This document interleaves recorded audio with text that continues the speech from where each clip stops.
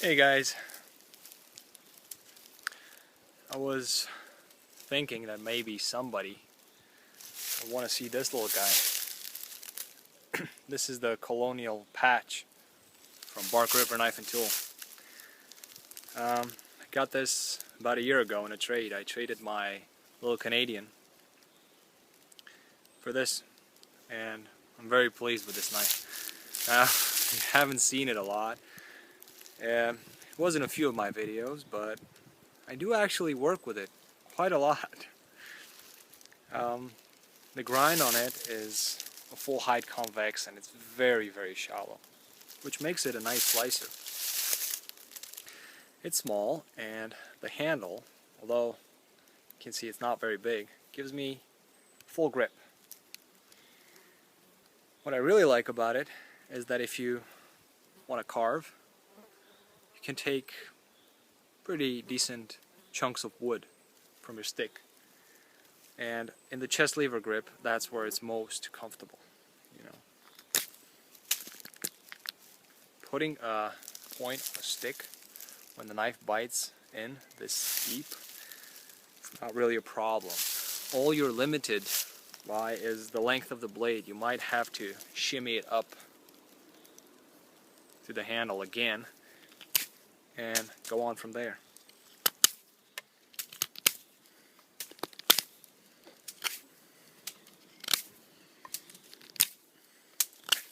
Now this is green wood, and it does well on green wood.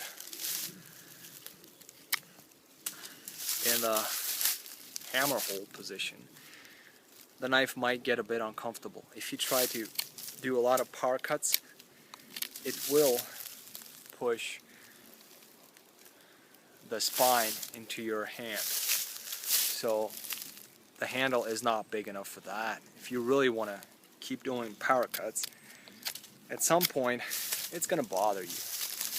But if you just try to take light shavings off,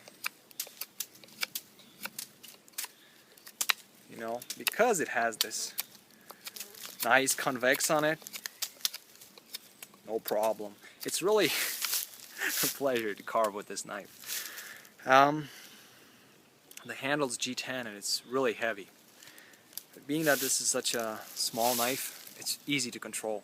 You can really move up on the point, on the tip of the knife, and make your hole in a piece of wood, or do some intricate stuff with it.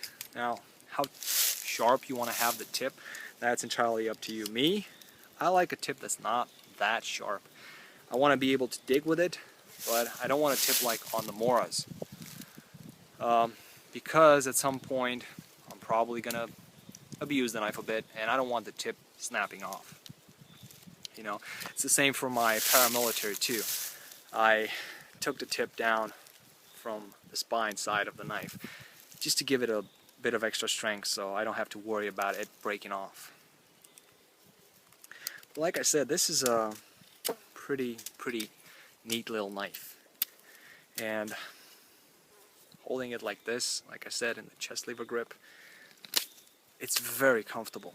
You know, it's more comfortable than some bigger knives I have, just because the knife just rests in the palm of your hand very comfortably, and you're touching your chest with your hand, not with the butt of the knife, not with the handle, which is going to be also comfortable.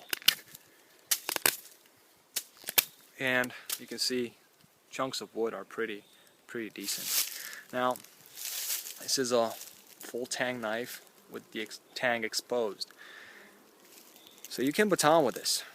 Now, splitting wood, you're not going to be able to split wood that's much wider, much bigger than the blade, but you can cross baton with it, and that's what I did here. I just wanted to clean off.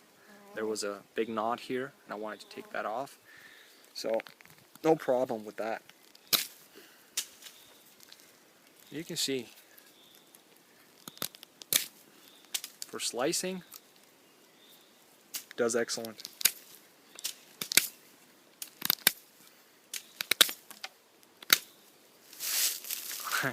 Not really a problem.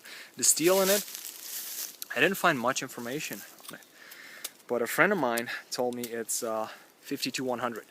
I thought it was 12C27. To be honest, I don't much know the difference, nor do I care that much. It takes a good edge, holds it for a while, you know, if you work with it, especially green wood. Holds it for a decent amount of time, and it's easily restored just on a straw. Jimping, not really a fan of jimping, but if you have to have jimping, I rather have it as less aggressive as possible, so it doesn't bother me. Holding the knife like this and pushing with your thumb is comfortable. It won't bother my thumb. You know, some people want a nicer neck knife or a nicer small knife, and I think this Colonial patch is very, very suited for that position. The sheath that it came with is this. It had a fire steel loop. I took that off because it was too big to fit a small fire steel, and with a big fire steel it just got in the way.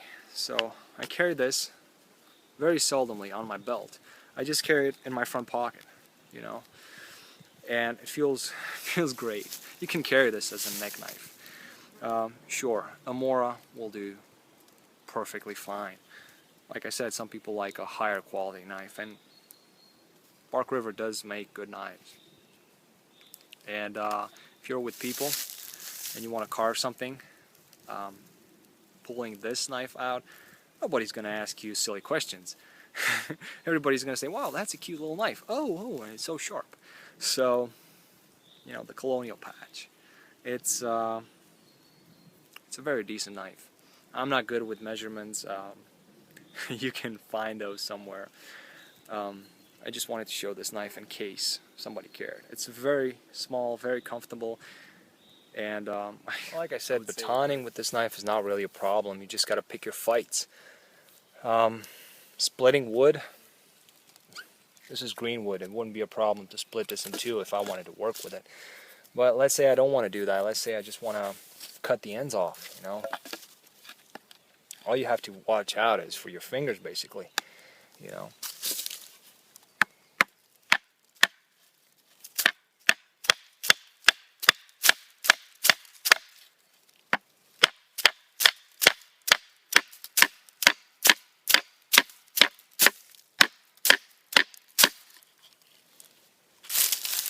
You can see I baton the knife almost all the way through. Just gonna move here so I can probably.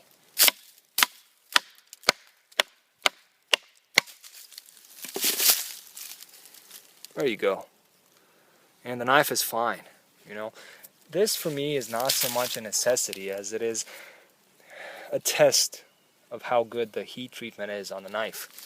I mean, if you don't have a well heat treated knife, it's probably gonna break. But like I said, knife is fine, and for this job, it's very comfortable.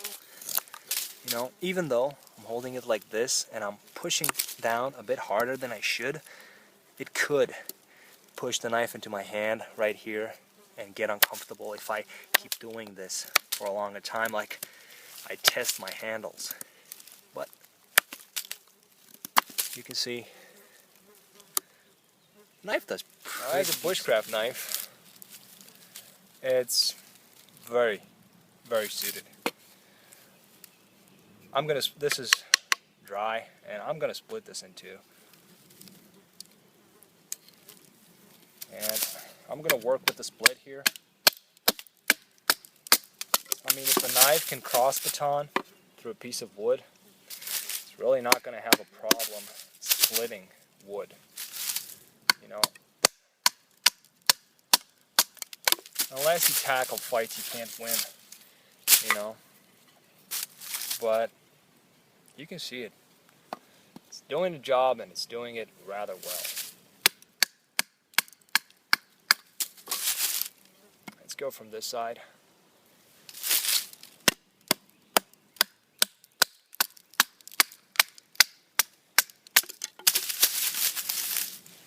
And to be honest, I don't think you need much more than this, you know. It's nice to know that you have the capability to go through big sticks, but going through a branch like this to get to dry wood, I would say that's all you need. Making a fire shouldn't be that difficult as well. Now I'm in a slope as usual, but the knife handles well enough and easy enough so I can make some nice wooden shavings.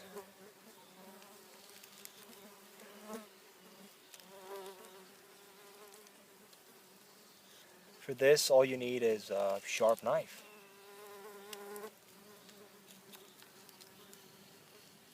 And, well, for such small, light tasks, the knife is really easy to control.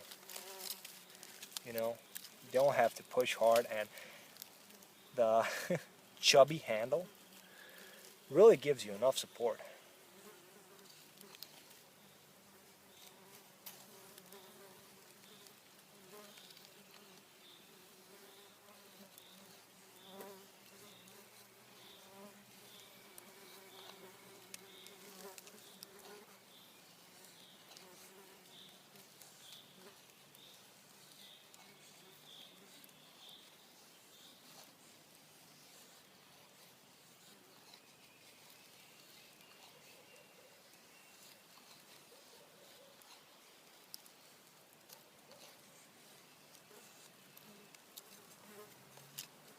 Let's go down here a bit.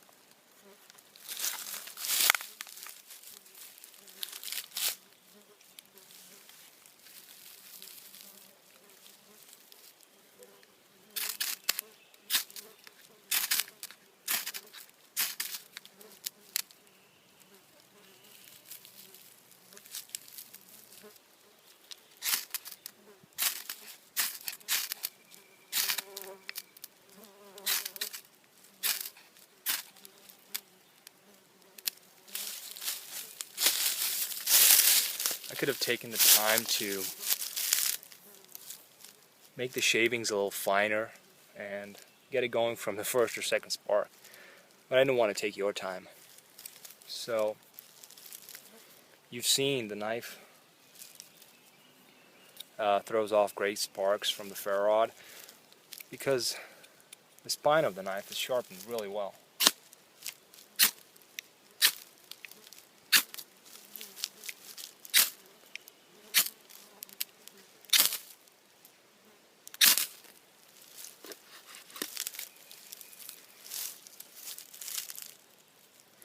So there you go, guys. The Colonial patch from Bark River. It's not a big knife, although I would say it's a fancy knife. I think it's very fancy and very capable. I hope you enjoyed the video. Have a great day.